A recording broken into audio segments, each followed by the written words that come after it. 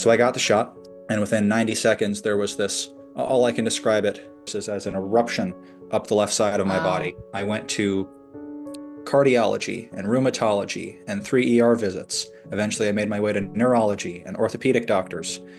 And I had scan after scan after scan after blood test after blood test after blood test, and not a single person could suggest, not a single doctor could suggest to me what was wrong.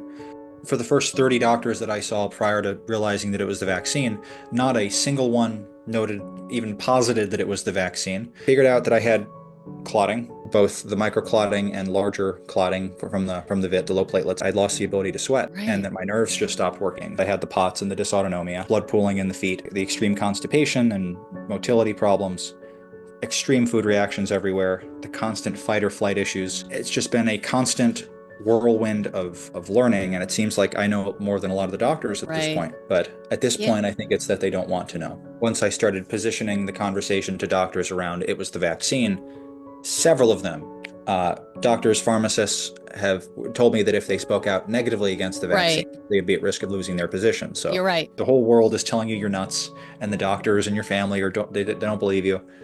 Uh, yeah, it's been the ultimate challenge. I've spoken with, like, literally, like, on the phone, spoken with hundreds of people from Israel, from Australia, Mexico, Canada, the United States, Germany, Britain, France. I've talked to people all over, and I realized they're all over. There are so many of us who are in their 20s, teens, 30s, 40s. For anyone who has listened to you speak, the overriding message that resonates from you is, I just want to help. Welcome to the React 19 podcast, where we bring awareness and support to the COVID-19 vaccine injured and discuss the science, research, and laws that affect all of us.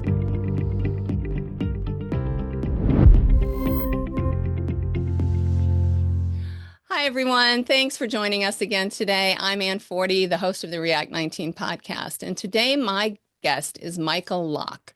Michael was injured by the COVID vaccine back in June of 2021. And since that time, like so many other vaccine injured, he's been living through a nightmare. However, even in the midst of his struggles, he has been on a mission to share everything he's learned to bring help to all of those who are suffering and looking for answers as well. Michael, thanks so much for being here today. Thank you for inviting me. It's been a long time coming. Yes. Okay. For anyone who has listened to you speak, the overriding message that resonates from you is, I just want to help. And I believe for all who are listening in today, you will accomplish that goal by sharing so much of what you have learned. And so I would like to get us started by you having just briefly summarized where your life was before the vaccine and what has happened since. So go ahead and just start from the beginning. I suppose the story really begins in January 2020 when COVID itself really started to begin. I was 19 years old. I was a sophomore, just starting at UConn, University of Connecticut in Stores. And there was one day where I went to the gym and something just didn't feel right. I felt off. My body didn't feel like my own. I was disassociating from myself, panic episodes and food reactions and so on. And I just thought I was having a mental breakdown. And adjacent to that, there were news stories about a worldwide pandemic that was breaking out. So I dropped out of school, came home, had about 3 months of utter hell, but came out of it eventually. This was during the COVID lockdowns when everyone was losing their minds and wearing masks and shutting down. Uh, I now realize that that episode was a prolonged period of long COVID, but that didn't begin to compare what happened after the vaccine about a year later. So I was in lockdown for about a year, just like everyone else in Connecticut.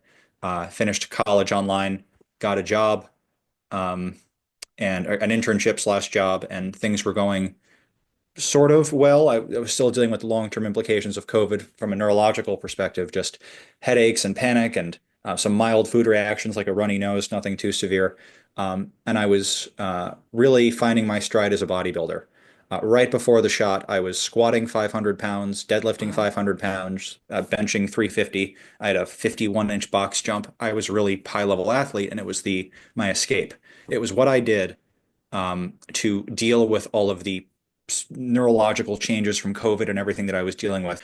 But anyway, I switched jobs And after 2 months of being there, they were uh, somehow made aware that I didn't get the vaccine because I guess they, if my memory serves me right, uh, they didn't ask it when I was interviewed. They just assumed that I got it. But when I told them that I hadn't, one of the older uh, employees there said he wasn't comfortable working in the same office as me if I didn't get it. So they said, after Mm. being 2 months employed there, they say to me, Michael, we're either going to let you go or you're going to get the vaccine.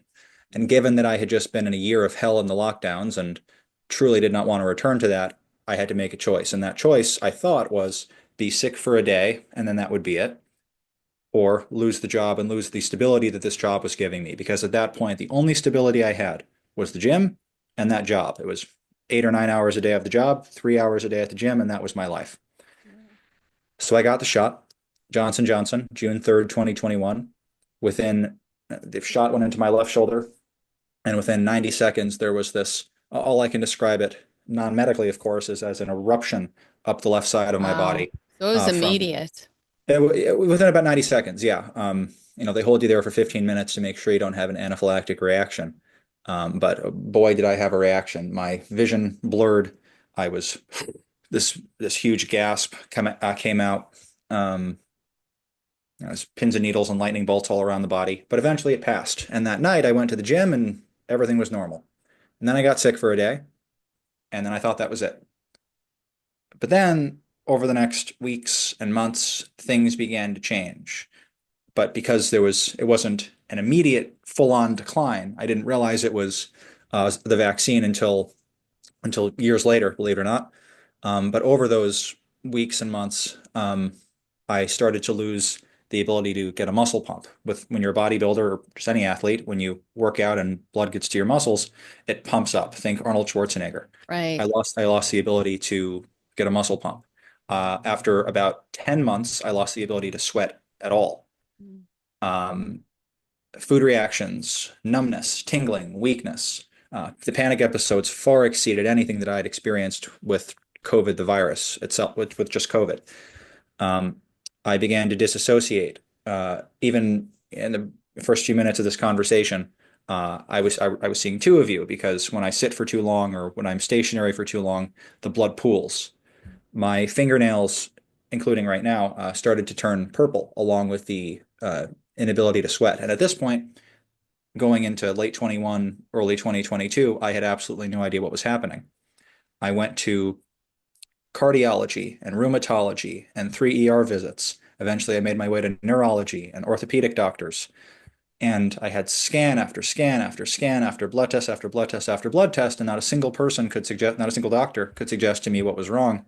And I was losing it. I really was losing it because I couldn't work out anymore. Because when I tried to, the response, the rebound was so terrible that I couldn't believe it. I couldn't eat anything without having a reaction. I tried high carb, low carb, keto, junk food, healthy food, fasting. I seemed to be reacting to water eventually. Um, and I couldn't figure out what in the world is happening. And this was at a very pivotal point in my life. I had just graduated college finally. Um, a few months after the vaccine, I actually did a bodybuilding show because the damage wasn't quite set in yet. And as I prepared for that bodybuilding show, I felt so terrible, and I just assumed it's got to be because of that bodybuilding show. But no, it was because my nerves were slowly destroying themselves. Mm. Um, about a year into it, I had since moved out of my parents' house after finishing college. I moved to Florida from Connecticut, and eventually I had to call it, and I had to move back in with my folks where I'm still living right now as a almost 25-year-old. But the on the medical side, things continued to progress or decline, I should say, with the nerve damage and the pain and the tingling and everything else. I noticed, and I'm sure we can include videos or pictures of what I looked like as a bodybuilder. Before the shot, I was built like a tank. I was sturdy. I could feel, I could tell where my hands were in space and I could lift weights and I felt sturdy. But I noticed over the course of months and years, I started to become very bendy. Like my thumb began to be able to touch my wrist and I could do a full split as a full-grown man. And it wasn't just my joints and my ligaments that were becoming bendy, like an Ehlers-Danlos type of problem, as we can get into later on. It was my it's the veins, and it's just all of the connective tissue just seemed to be destroying itself. Wow. Um, I'm sure we'll get into this a bit later, but what I've learned is that people who have whether it's a genetic predisposition or not, when someone's exposed to a toxin or some kind of significant immune event, say a vaccine, they're uh, an EDS-like issue or a connective tissue hypermobility problem can be triggered, and that seems to be what's happened for me. So in addition to the nerves being destroyed and having a bunch of blood vessel problems, everything is just bendy now. I'm like a rubber band. So Interesting. that's where everything started out. So, as you've progressed, and so I'm sure your story is similar to you go to a doctor and they tell you everything was fine. And I mean, share with us how you got to find answers. Before I found out and realized that it was the vaccine, I had gone to about 30 different doctors, and that's not Wow. an exaggeration. It's 30. Right. And almost every specialty there was, and not a single doctor suggested that it was the vaccine. There were three types of doctors. There was the doctor who was honest and said they didn't know. There was the type of doctor who it was just kind of a transitional step and referred me to a specialist or just gave me some nothing diagnosis like Raynaud's syndrome or some kind of or some kind of throwaway diagnosis that didn't really do anything. And then there was the most common, which were the dismissers, the people who said that it was anxiety, it's depression, it's in your head. You need to talk to a psychologist and a therapist. And that's the theme. It's um, if you have something that they cannot explain, instead of acknowledging that they don't have the answer, they put the diagnosis code in their computer system as anxiety, so that Right.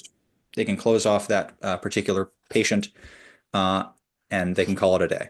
If Right. you're a primary care doctor and you're seeing 10 patients or 12 patients a day, you don't want to put in the time because it's not cost efficient. It doesn't help you. If you have 40 patients or 50 patients in a week and you've got like five difficult patients, just you're not really going to pay attention to them. You're going to pay attention to the other 90% that are routine and run of the mill. So the common theme was we don't know.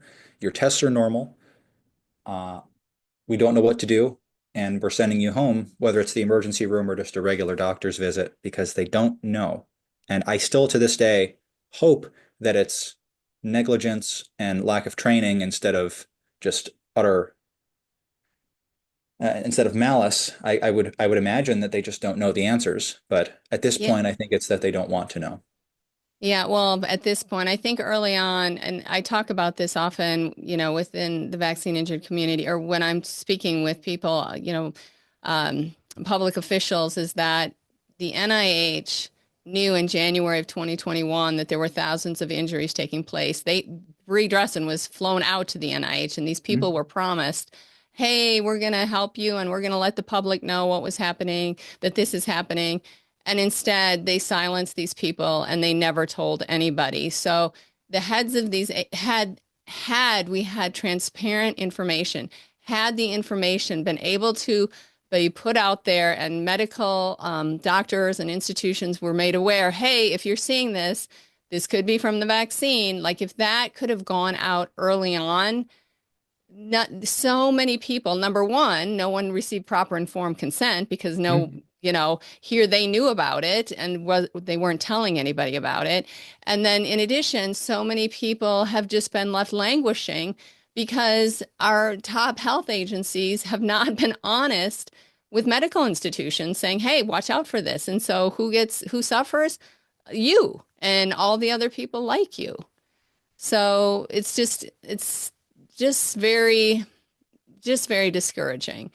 I Now, do think, and go ahead. I do think it's intentional in some cases because once I figured out it was the vaccine, just within the past really year or so, Hmm. once I started positioning the conversation to doctors around it was the vaccine, several of them, doctors, pharmacists, have told me that if they spoke out negatively against the vaccine, Right. they'd be at risk of losing their position. You're So right. You're right. You're don't, absolutely right. don't ask, don't tell. So then where did you find yourself? How did you come to figure out this is what it is? This is from the vaccine. I realized at some point in 2022 and 2023 that I had some serious compressions going on. And that's a very common thing with, it seems to be a common thing with people with these connective tissue and hypermobility problems, Mm. in my case, induced by the vaccine. So I got several ultrasounds, and the only compression that I could find was right here in my between the first rib and the collarbone. A thoracic outlet syndrome is one of these many compression syndromes. So I saw a vascular surgeon. We spoke about it, whether surgery would be applicable, did physical therapy, and nothing abated. So at this point, I had literally nothing else to go on. So the surgeon said we can just do a surgery and remove the rib. Um, Wow. yes, and while I wasn't wrong about the thoracic outlet syndrome, my whole left arm would turn purple and red in the morning because of the lack of proper, blood flow back through the venous system. I wasn't wrong about that. It just was woefully incomplete. There's many other things going on. But anyway, I got the surgery, got the rib removed, virtually no improvement. And then I look back at all the blood work and everything that I've done in the past 2.5 years, and I realize two things. One, that my platelets have been low constantly this entire time. That's the pretty much the only red flag that's come up in all of the blood work consistently. Okay. And two, it started not with the bodybuilding competition where I started to decline, which at that point I thought that it was like the thoracic outlet syndrome was a bodybuilding injury and I had just compressed a nerve or something.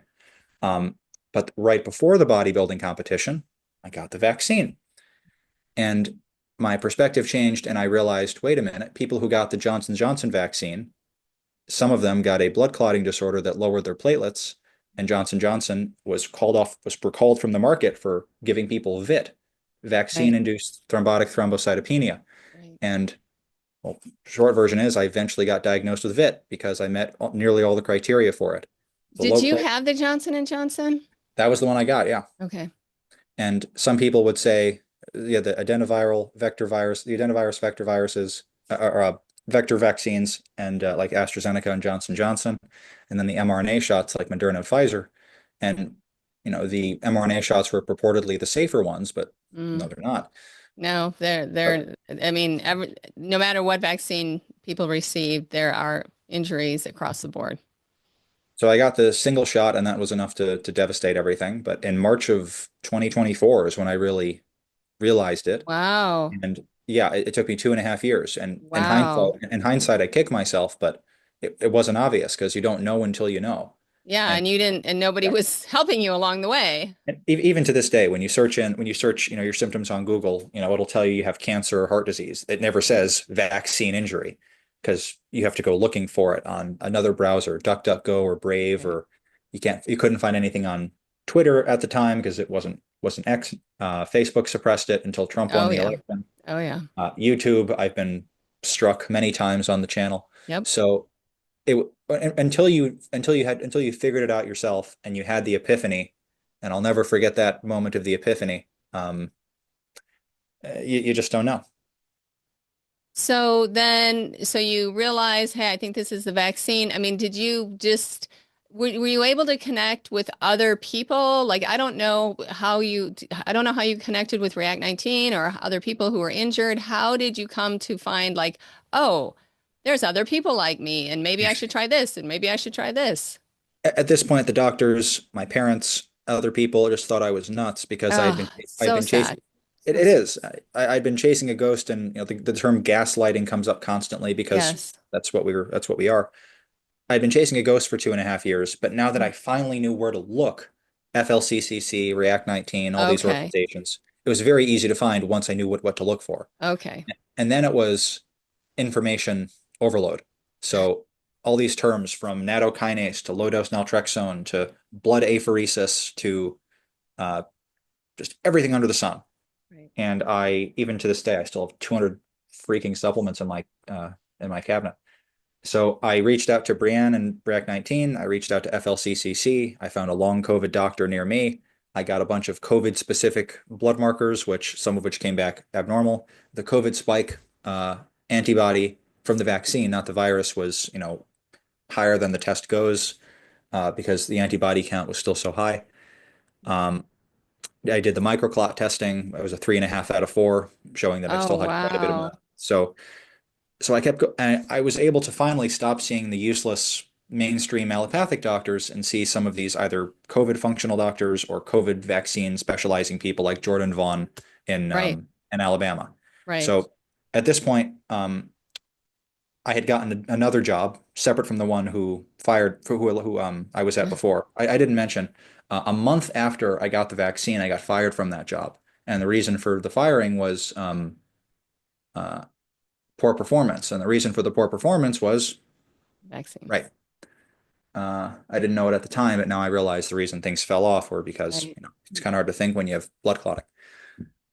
So I had another job at this point, been there for about a year, year and a half, and I had a seizure episode at work, and I just had to leave. So I went on medical leave.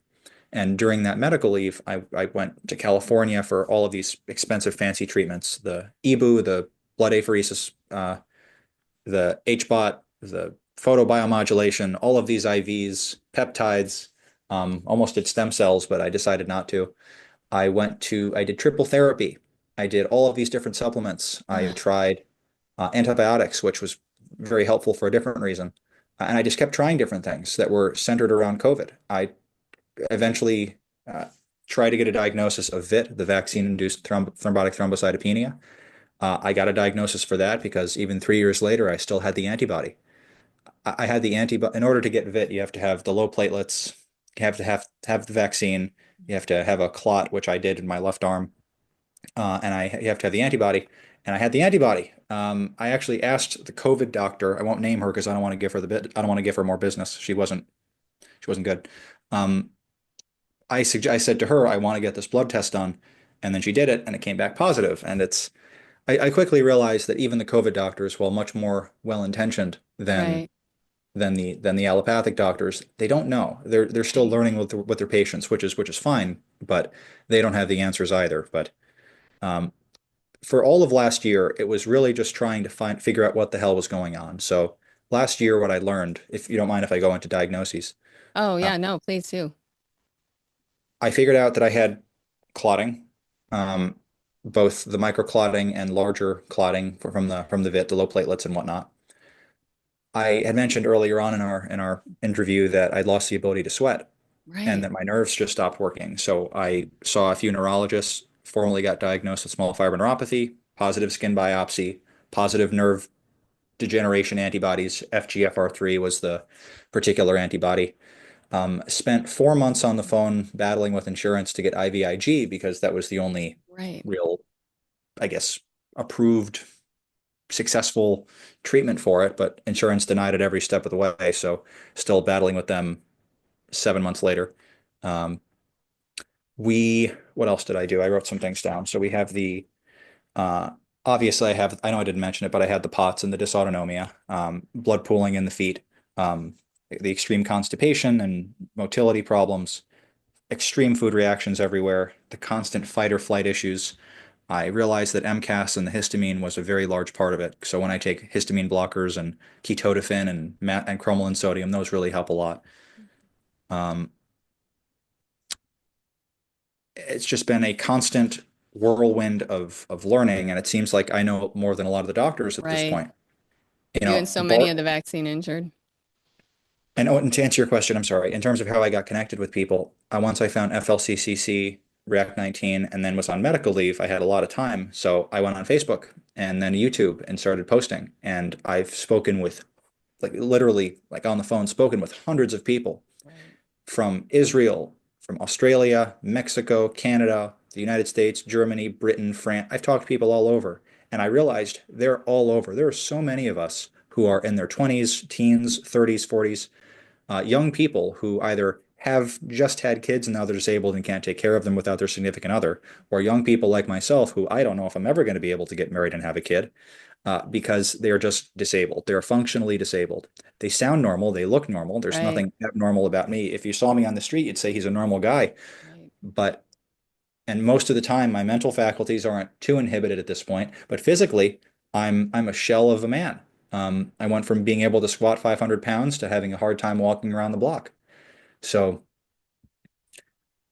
realizing that I wasn't alone in this was extremely gratifying. It was this probably the sole silver lining.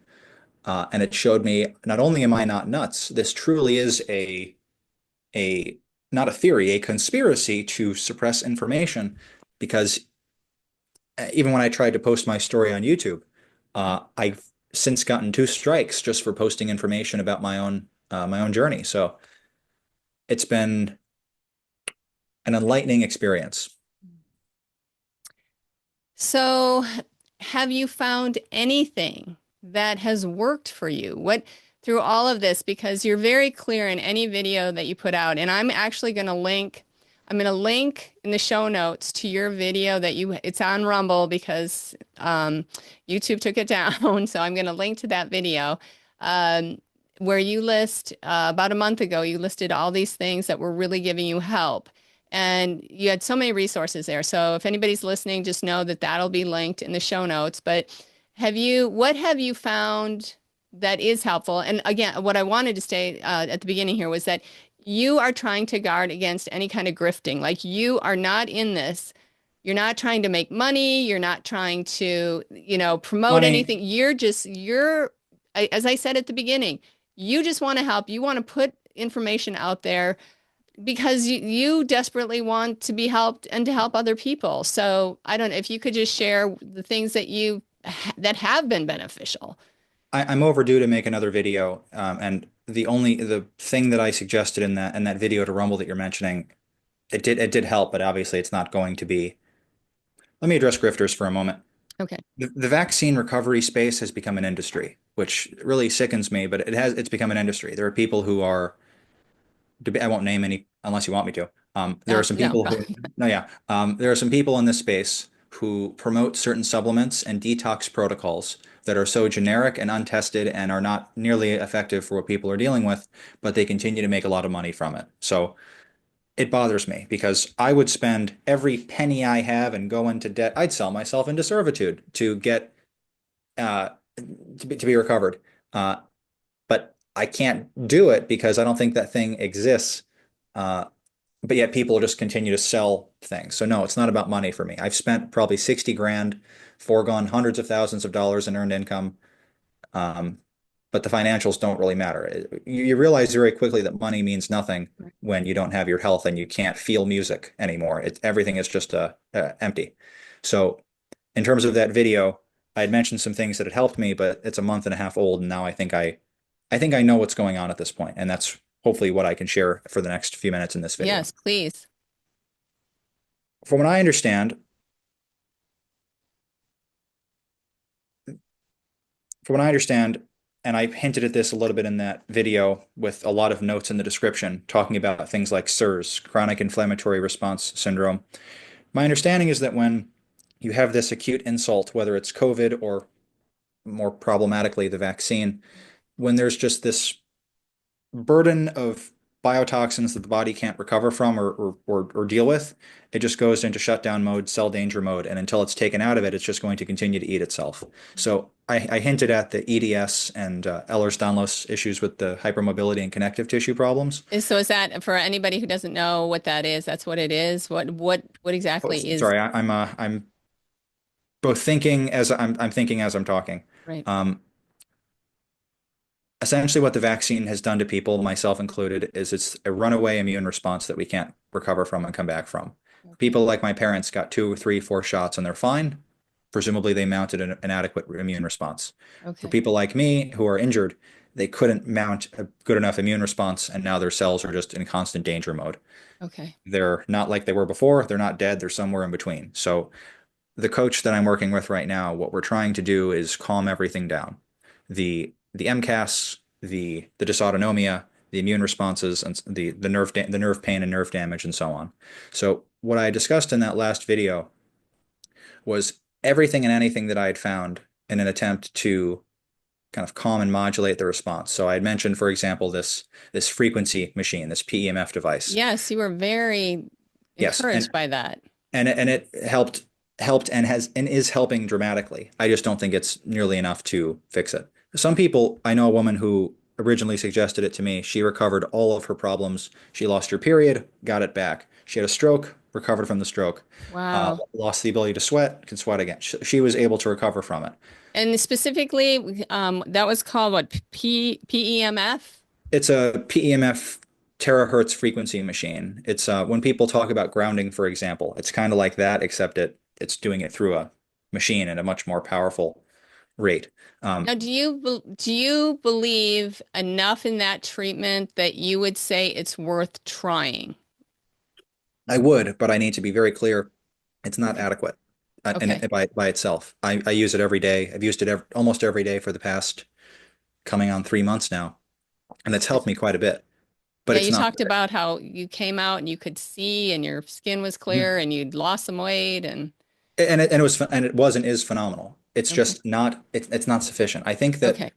I think what people need to understand, what I should have understood, what I wish I understood, say 9 months ago, is that there's not a single pill you're going to take, Right. a single machine, Right. or an expensive $15,000 getaway to California like I took last year, and that's going to make you better. It's not.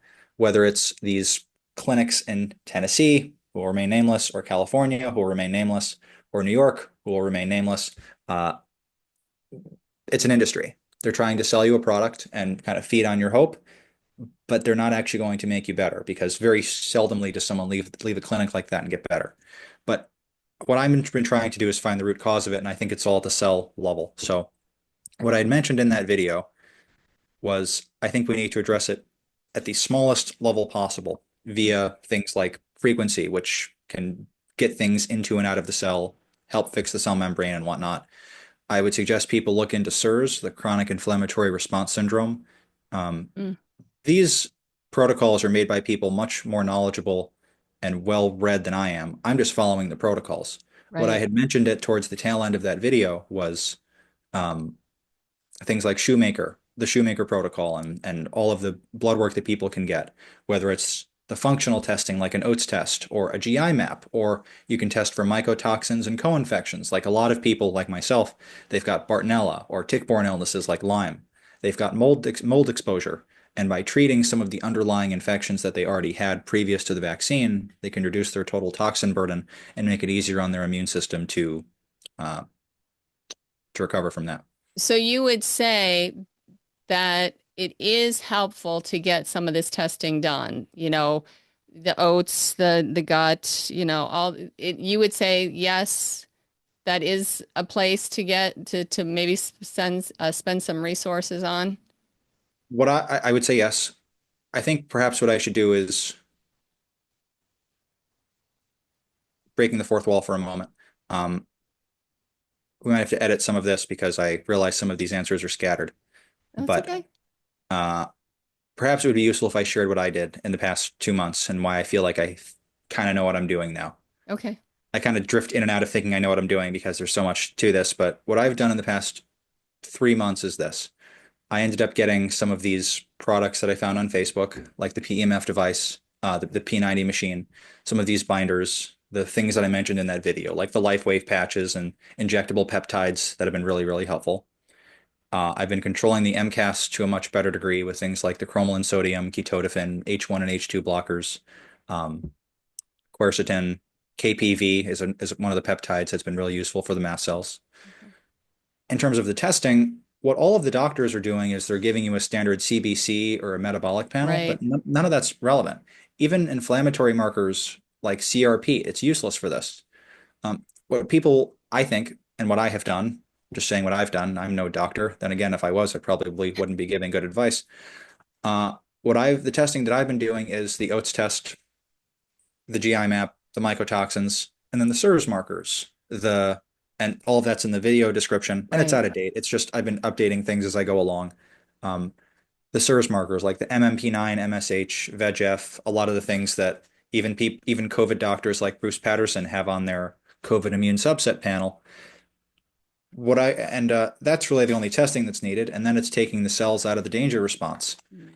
And that's what I'm trying very much to do with, again, the mast cell stabilizers, the low histamine diet, a lot of these neuroinflammatory controllers, even the tiny things that people on Facebook talk about, like the nicotine patches. Those help a lot. Uh, Eating just carnivore or just meat and fruit helps a lot.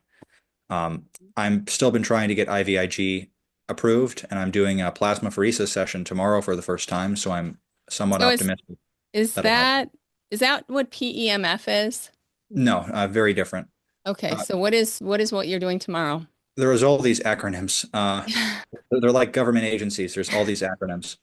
Uh, Plasmapheresis, and I realize I'm talking at a, like I said, I'm kind of thinking as I'm going, but Right, it's been a, when I say all of this out loud, which I really haven't done very much, I realize just how much info I've gathered and how right. just reciting it back is just, it's a lot.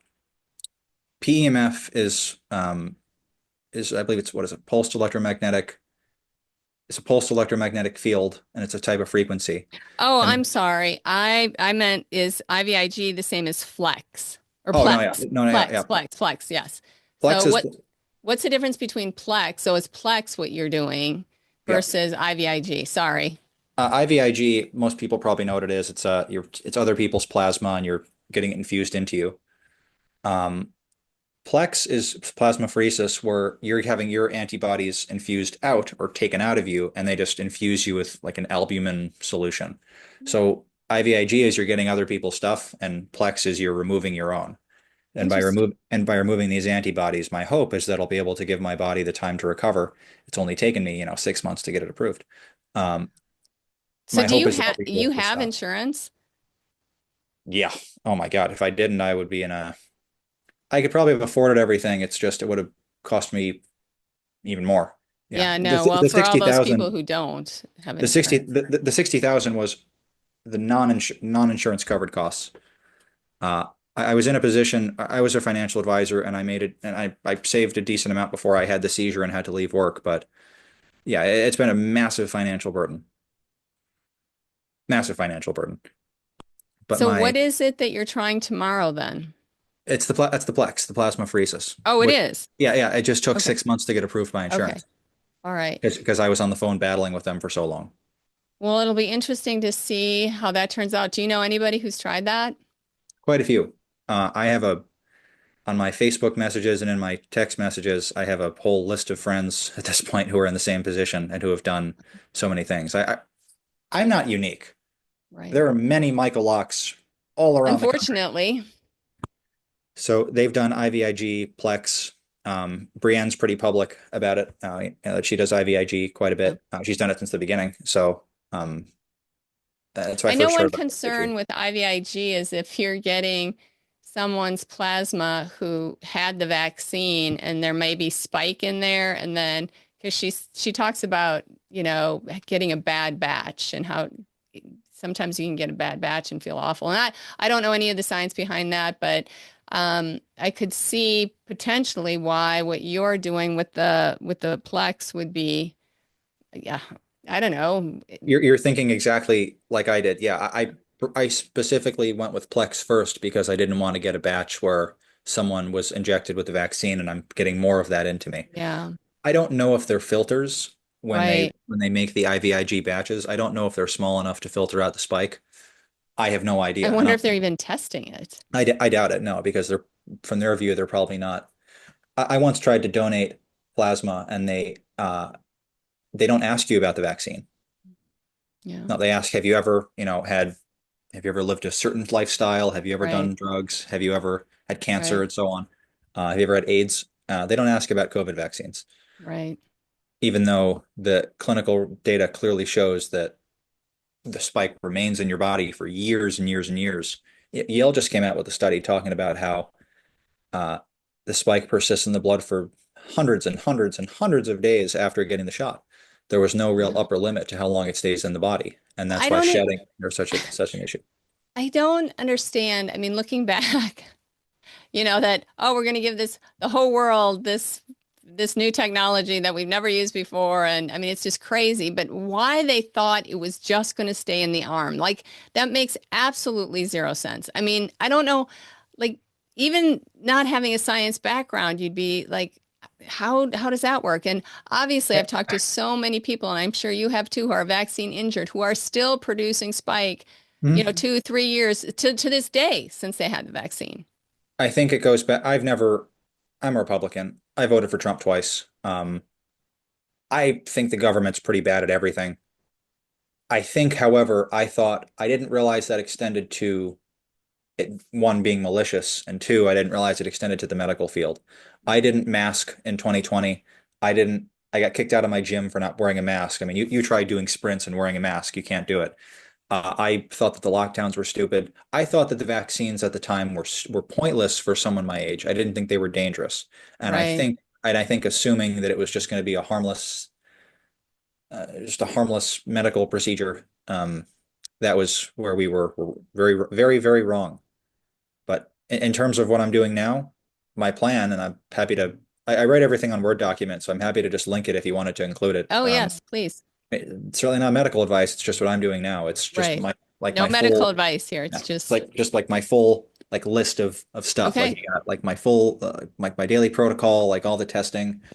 It's most of this stuff and on this paper that I just flashed is just on the video.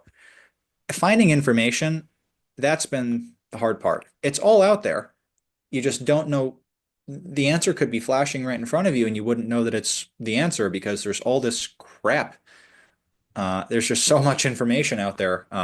Some people are talking about the supplements. Some people are talking about nervous system retraining. Some people are talking about doing pharmaceuticals like IVIG. There's just so much information, and you drive yourself literally nuts. I've almost killed myself twice. Once in 22 and once in 24. Like was just like one little finger motion away, and you just it just becomes too much. But in terms of why What has kept you from doing that? rage, I'm too pissed off to die. That's I know that's That's corny, but Yeah, well, I so mean, if it works and if you well, can use it for good. what I've legitimately told myself many days, many nights is you can always do it tomorrow. And that's a hard thing to hear, but it's true because you always can. And um I when I go on my very limited walks and when I've replaced my walking with driving, so I'll just drive around for 3 hours at a time. What I keep fantasizing about, this dream I have in my head, is being able to return to the gym and feel the things that I used to feel, to be able to feel the music, to be able to, regain my sense of smell, to be able to be outside and actually feel the presences around me. Um, it's a dream in addition to the rage that's keeping me going to return to the self that I once was. And it's hard because you really don't know if you're ever going to get back there.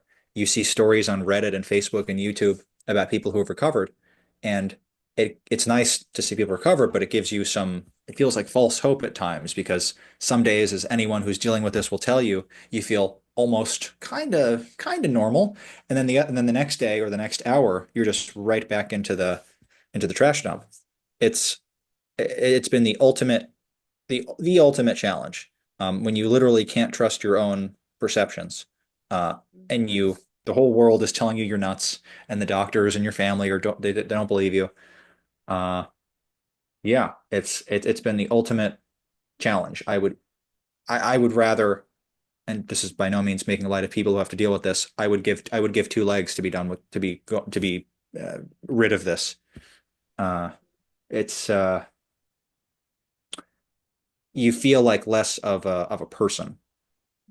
And speaking as a man, you feel, men and women have their own challenges with this. As a man, you feel as though your primary function is just gone because you don't have the ability to provide. You just feel useless. You can't really do anything. You're dependent on other people. Yeah, I'm an Asperger. I had mentioned that in another one of my videos, uh, and I've always taken somewhat of some pride in being able to figure out hard problems. I was valedictorian in high school, like perfect math SAT score. I've always been a type A personality. So to not be able to figure out this problem, Wow. it's been agonizing. It's been absolutely agonizing to not know what the solution is. It just sucks. That's the best way of saying it. So, for those like you, where would you recommend for people to go to just be heard, to be encouraged, to just have fellowship with? I mean, are you in Facebook groups? I know React 19 has a group. What is your recommendation there? Or what have you Specific, found to be helpful? specifically for vaccines, stay off of Reddit, stay off of YouTube. Rumble is useful. Facebook has been the best source, particularly the individual groups and the people that you Okay, find on there. that's got to be recent because we know that, back in 21, 22, Mark Zuckerberg went in and dissembled all the groups and people were committing suicide. So Yep, they must be absolutely right. allowing them now. There seems to have been a change at some point mid last year. I've heard that from a Okay. few people. Okay. And I wasn't on the Facebook groups in 21 and 22 because I didn't know that it was the vaccine back then. Right. Right. But I've most of my internet friends at this point they're not even internet friends, they're just my friends who I've met have been on Facebook or people who have commented on the YouTube channel, and then we ended up having a 4 hour conversation on the phone. So Right. in terms of finding people, it would be Facebook and some of the platforms. X is another excellent one to meet Yeah, people. there's lots of people on X that are, that have groups and, trying to encourage one another. In terms of what to do, the first thing would to do if I were you, if I were telling myself what to do 4 years ago, Yeah. what I would first say is get out of crisis mode. Cut everything with histamine, get on mast cell stabilizers and histamine blockers. Just get to a point of stopping. If you're able to stop working or cut back, do that. Just take off all of the additional stress because it's it's it's just going to continue. And until going on medical leave when I had to last year. By the way, the job fired me. I have an on, and I'll happily say this publicly. I have an ongoing lawsuit now where I'm alleging medical discrimination, but obviously I can't give details. Right. Um, but I was on medical leave and then they let me go as a result of, I believe, allegedly as a result of that. Um, Going on medical leave Yeah, was a and, great and thing and many because, people are in your same position, so yeah, I hope you guys can win I because you're went, here because of the vaccine. I pushed it as far as I could. I pushed it until the day before I had a seizure uh, at work. So in terms of the medical stuff, what I would say is what I have to tell myself to do is not overwhelm myself. There is so much information out there. I think we're looking for the magic solution. I don't think a magic solution exists, but I think you should approach it methodically. Realize Right. that your cells are in a danger response. Take the burden off of them. Look into the SIRS and the thing that's in the footnotes of that last video and just take it from there. I'm working with a coach now. I'm not really seeing many doctors at this point. Um, I'm That's not true. I'm seeing doctors to deal with some of the compressions. One thing that's a really big hallmark in a lot of people is this vascular dysfunction. Mm. So perhaps you've heard of iliac vein compression, for Oh, example. yeah, I was going to ask you about Yeah. that. And there's so much stuff we're leaving out in this interview, of course.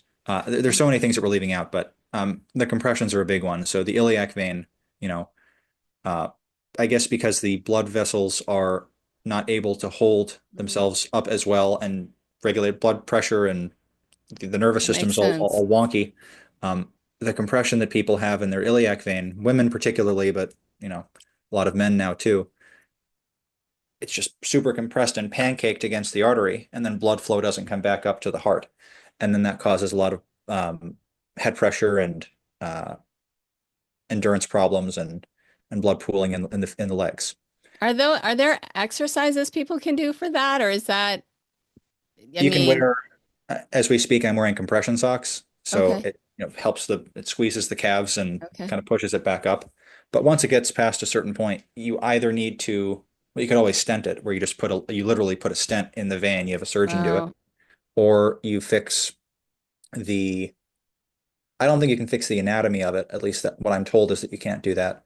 But if you fix the overall nervous system and Right, the tone right. of the veins, and you will deal with the mast cells and everything, you could make it better.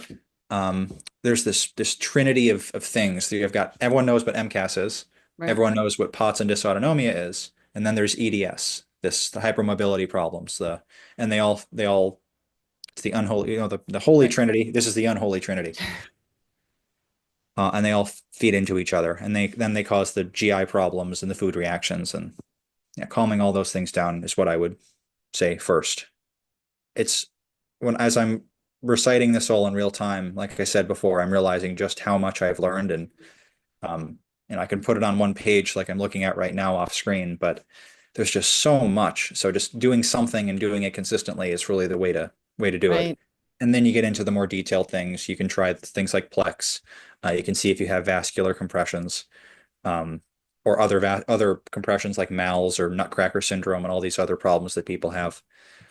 But it's a very individualized approach. I would recommend not going to your primary care doctor for this, or even to specialists, so-called specialists. I also don't even necessarily think you should go to the clinics that specialize in COVID and vaccines, because they don't know either, and they're going to charge you $5,000 for a program. That's been Now, my do you experience. believe that about all of the clinics? My experience has been, when I go to some of these clinics, they do some very useful blood work, Mhm. and then they'll put you on a fairly generic protocol, which is fine. There are some things that a lot of people can benefit from, but for the more detailed issues, I think you're better off just either. I'm able to say that because I've already seen these people. Right. I've already seen them and spent $700 an hour that they charge, because that's what they charge. Um, but knowing what I know now, I don't think there's much use in seeing them. Uh, what I'm trying to do now is deal with the SIRS, the chronic inflammatory response syndrome stuff now, and trying to get my nerves back by dealing with the antibodies and getting the histamine down and everything like that. So then who would you recommend somebody sees? I Do mean, you mean I don't know that I mean specifically, but what type of doctor or, you if know, you're someone who's really just getting into this and hasn't uh, been hyper obsessed, unfortunately, for the past year on this, I would say an allergist who's very familiar with MCAS, okay. because once you get the MCAS down, your life improves a lot. Okay. Then you could see someone like Vaughn, who can at least put you on maybe an anticoagulants to deal with some of the blood pooling and the microclotting. Yeah, he's been there since the forefront. I mean, I feel Yeah, like he he just he was just, one of the frontier doctors on this with the clotting. they're just so overloaded that they never. This is a common thing between. I've heard this from many of his patients. Like, he just doesn't respond to his office doesn't respond to messages because they're so They're so overloaded. overloaded. Yeah. Even existing patients, they don't respond for like a month. So I would control the MCAS, see an allergist. If you have the money to see someone who's uh, a long COVID or vaccine injury person, like Pierre Corey's clinic or FLCCC doctors, or someone that React 19 partners with, you can do it. Just be aware that no one has the The answer. answer. It's taking your body out of the danger response zone, treating SIRS, and then dealing with all the underlying co-infections. And that's what I tried to put in the description of that last video. I Right. don't have the answers. Everything I'm doing is, I'm just a guy who's trying Right. to get his body back, and I think I will eventually. I don't know if I'll ever be the same, but I think between what I'm doing now is this SIRS protocol, that I didn't come up with, that it's been out for several years, stuff for the cell membranes and dealing with things at the cell level. I'm doing the Plex and probably IVIG. I may end up having a surgery done to address one of the compressions that I found, that's compressing some pretty important nerves in my chest. And then the list of these other things, the PEMF, these LifeWave patches, chlorine dioxide, nicotine, magnesium, glutathione, all these different supplements. It's a hodgepodge of different things. Almost everyone I've talked to has their own um, graveyard, one girl calls it, of supplements. They've got, like 100 supplements in their cabinet, things that they've tried, and they're just experimenting. And that's a lot of what this is. It's finding what works. I'm not going to say what works for you, because we all have the same machinery, but it's Everything finding. can work differently. I mean, I've known people who, swore by HBOT and their life is back, and other people are like, didn't help me one single bit, I you know. know the EBOO, the electrocorporeal blood ozonation, oxygenation, something like that. It's $1,500 a pop. I know people who did one round of that and they're all better. I did four and felt nothing. I know people who did blood thinners and they're great. I know people who did HBOT, like you said. Uh, I know it presents in so many different ways. Like Right. I still have most of the muscle mass. It just doesn't work. I know a girl who is a bodybuilder. She went from 135 to 110 and now she's a twig and because she can't put on muscle now or keep any weight on. It's all different. It's all there's so many presentations to this. So I can't give a set answer on what to do other than find out what your issue is, do the relevant testing that's all outlined in the description of that now outdated video, and figure out what your particular problems are. Take yourself out of the cell danger response. Consider getting a SIRS coach, perhaps. Where do you find someone like that? I mean, do you have I mean, can people just contact you Sure, yeah. and then you can give out information from there? I won't give my guy's name just because I know he's not taking new. With the degree of people, the number of people who would respond to me after seeing this video, he wouldn't be able to take on everyone, so I won't list his name. But someone on Facebook mentioned him to me. We spoke, and now he's coaching me on it. What I can do is send is perhaps you could link this in the video when you post it Right. is a video of the person who trained him outlining exactly what the SIRS protocol is that Okay. I'm following now. Yeah. Uh, So anything that you have, send to me and I'll make sure all that goes in the show notes so sure. that people can just check that out. And with the videos that I make on YouTube, I try to outline everything I'm going to say to make it organized and concise. Yes. And I'll say it one last time. I realize I'm kind of spitballing as I'm talking now, but uh, I do think there are answers. Actually, I take it back. I know there are answers, and I what gets me is I know somewhere on the internet and somewhere in all of my notes is the answer. It's just sticking with it and having the clarity of mind to Right. just force yourself to stick to it. Because if you Is do, Go ahead. being patient is the hard part, Mm, especially when you do something that you think is going to work and then you have a horrible food reaction. Like it just really discourages you and you feel like you're your own doctor. The difference is, I said to a friend of mine just 2 days ago, who's dealing with the same thing that I am. He says, uh, the doctors are doing the same thing as us. It's just they're getting paid to do it and we're paying them to do it. So we're just paying all these consultant doctors to do what we're doing ourselves, which is why I'm less encouraging of people to like hire their own, COVID vaccine doctors. right. Has your family uh around and seen that this is the vaccine? I mean, do you have any encouragement from family? Now I do. Okay. I don't know if it's hurt our relationship a lot. It's hurt all of my relationships. My Okay.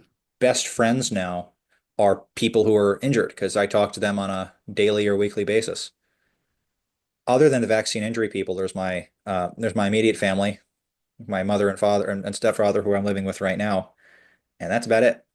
Um, Last year, once I finally figured out it was the vaccine and then showed them all of this stuff and all these other people who are dealing with it, they had their aha moment as well, Okay. and they've been pretty supportive.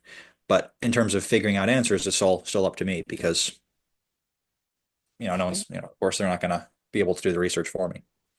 Well, we can hope that maybe with some of the new people, getting put into HHS, NIH, I know that the people who are being nominated for these positions in the FDA and the CDC, I know they're all aware of it. I know that they're all aware of it, and I know that they know that people like you need help, and so we can hope To for that. to the people who are still seeing their doctors or seeing doctors in general, be blunt, truly be blunt about it. If for the first 30 doctors that I saw prior to realizing that it was the vaccine, not a single one noted, even posited that it was the vaccine. And then after I figured out it was the vaccine and I led every single meeting with, it's the vaccine, then it got us going in the right direction. And you'll be surprised to hear what they'll tell you once you are the one to mention that it's the vaccine. Right. Um, I've got all this info about what tests you can ask for, whether it's this specific antibody testing, you know, Okay. histamine, mast cell mediators, inflammatory markers, etc. But ultimately, translating the diagnoses and the test results to practical application in terms of what you can take in terms of supplements and medications, that's kind of hard. But like I said, get yourself out of the danger response zone, mast cells, histamine, calm yourself down, then make a game plan, stick with that, deal with the SIRS, and then move forward with a plan. That would be what I would do. So would you say that you are better? Now I know that you're moving in a positive direction, like from where you were 2 years ago or a year ago. Um, do you feel that what you have been doing has made a difference? There are some days, no, there are some hours, some half days when I feel like I could. Last summer, I was able to bench press like 275. And then a month later, I was so weak that I was having difficulty walking around the block. It's so volatile, and that's my stepfather said something to me and that bothered me. And but everyone who's dealt with this has heard the same thing from a family member or friend. Mm. He'll say, "Why are you okay now, but not then?" Or why are Right, you not okay right, now and then you're fine an hour later? I don't know. But sometimes things click and they work, and sometimes they don't. Am I better overall? I think so. Yes. Particularly now that I know what to avoid and what not to do. But do I right. have days where I'm, telling myself you can always do it tomorrow? Absolutely. Uh, but I'm more optimistic now that I am no longer chasing a ghost. I will never have a year. What I can tell you for a fact is I will never have a year as bad as 2022, which was the year where I was by myself in Florida, horrible for dysautonomia and mold, by the way. When I was chasing a ghost and my nerves were slowly destroying themselves, and the doctors were telling me it was in my head. There will never be the bottom is in. There's never going to be a year that bad. Uh, And now I'm. unfortunately, so many people were told that it was Mhm. all in their head. What really gets me, Anne, is if I had on June 5th, 2 days after the vaccine, 2021, gotten IVIG and Plex Yeah. and did low histamine diets and controlled the mast cells and maybe did steroids or some kind of strong pharmacological intervention immediately, I probably would still have my nerves and I'd be working and I'd be a Right. functional human being. And the NIH knew that, and the NIH knew that. They knew that this was happening, and they knew that that could help, and they kept that from the American people. Yes, it did. Yes. I know people who, again, I haven't got another vaccine injured friend who saw the same neurologist who diagnosed me with a small fiber neuropathy. He got vaccinated, got injured. I think it was one Pfizer dose. He did IVIG and now he's mostly better, but he did it right Right very soon away. after. Yeah, but I've been lagging almost I yesterday. just, Yesterday was 44 months. you just want justice. It's that rage of just, mm. There, So I don't what? think, I Oh, go don't think, ahead. I think justice is a common theme is a lot of people, maybe this isn't the appropriate forum for this, but a lot of people have come very close to God as a result of this. Some people have been moved away. Mhm. What's really troubled me is knowing that everything about me everything about anyone can be changed with a virus, a vaccine. Mm, Um, it's true. it raises a lot of philosophical and existential It questions. That's been one does. of the hardest parts. Yeah. You were saying? I was just going to ask you, and maybe that would be your answer. What is something like that you've taken away from this? Like, 4 years ago you didn't know, and today you're like, what is the most important thing that you've taken away from walking through the last 4 years? Do you want the optimistic answer or the pessimistic Well, you answer? can give both. The pessimistic answer is that nothing really matters. And it's the pessimistic answer is that if I'd like to give the answer, but it's gonna if someone's in a bad place, you're not gonna want to hear it. So I'll just give the Okay. positive. I'll give Okay. both. The pessimistic answer is that the worst possible thing could happen to a person, and the world will just move right along as though it never happened. I've lost jobs and relationships and all of these life experiences, and you realize that people move on very quickly. They say no one's irreplaceable, and that's correct, but people will move on very quickly. the optimistic thing that I've learned is that I found a lot of support from Viktor Frankl's book, Man's Search for Meaning. He was the Mm. Holocaust survivor, and what he talks about is the the suffering that people endured in the camps, and that between stimulus and response, there's a space, and that space is where you find your freedom. And knowing that, however small that space is, because it feels like it's pretty much non-existent sometimes, knowing that there's still a choice on how I can respond has shown me that I still am free to some degree. It's also shown me that all these things I thought were important, money, status, they don't matter. They really don't. Last year, when I was about to go on medical leave, I was in the best financial position and work position, and everything was great, other than the fact that I was slowly dying. And you realize that nothing actually matters without health, because truly, if your nerves aren't working and you can't perceive the person in front of you, um, yeah, you don't really care about money Right. or anything else. Right. Well, I mean, all of what you've said, I'm sure many in your position have felt, Mm. and I know that obviously Bree, Joel, everyone at React 19 would want people to know that you want to stay on the optimistic side, that help is available. You're here. Michael's here. He's going to help you. He can he can he can direct you. He can give you encouragement to places to go and to just to encourage that next day. But I know, I mean, I've lost a son. I mean, I buried a child and I know yeah, I know what that feels like, some of the things you talked about, but finding finding the hope that's there. And I just thank you, everyone. I would so encourage you all to follow Michael, keep up to date on his journey, because obviously you can tell he wants to find answers. He wants to use, you know, the life, that passion that he has to find answers. And I do, like you said earlier, Michael, you do think you'll find it. You know, it may take a while, but my guess is if I interviewed you a couple of years from now, I would bet that you're going to be further along. You're going to help people, and that's just it. The seeds that you are planting today, with every video that you put out, with any interview that you do, that is sowing seeds where somebody will be like, "Oh, I'm going to try that," or, "Oh, I'm going to do this," and it just Well, I would encourage you to keep sowing those seeds, and I would encourage any listener to know that growth is possible. And to see, you know, hold fast to that, which is good. I don't I know. do, Do you have any I closing do, thoughts? I do have a request, and perhaps you could either clip this part or just ask the audience, because I would want them to answer this request of mine. I've got so much, I, I've got so much stuff and notes and just notebooks. You know, I've got notebooks filled with just stuff and information and things that I've tried and found. And when I try to consolidate it into those YouTube videos, I don't know, I consolidate very targeted things, you know, like what's helped me or the mechanisms of the PEMF and all these things that I'm trying.